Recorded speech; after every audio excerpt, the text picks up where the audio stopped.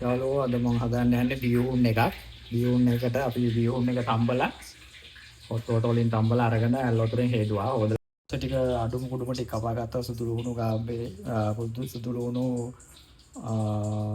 අට ලුණු අම්මිරිස් ඒවා ටික කපා ගත්තා. කැරට් කපා ගත්තා. කැරට් ටිකක් කපා ගත්තා. ඊට පස්සේ ගෝවා ටිකක් කපා ගත්තා.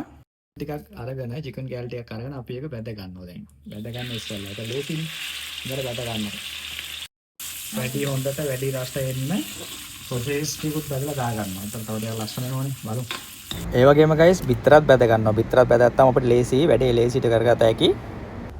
ඔක්කොම බිත්තර එහෙම බැදගෙන අපි ඊට පස්සේ අර හදාගත්තු සුදු ලුණු ඒවා කරපිංචා ඔක්කොම ටික ටෙම්පරාදු දාන ටෙම්පරාදු කරගෙන ඊට පස්සේ අපි හදපු ගෝවා කැරට් ඔක්කොම දාලා ඒවා මික්සර් එකට දාලා ටිකක් වෙලා ලිපේ තියලා පොඩක් ටෙම්පරාදු කරගෙන ඊට පස්සේ අපි හදපු ඔක්කොම දාලා මික්සර් එක හදා ගන්නවා මේ වගේ මික්සර් එක හදාගෙන ඊට පස්සේ ඉන්න අපිට බියුන් එක දාලා මික්ස් කරන්න විතරයි.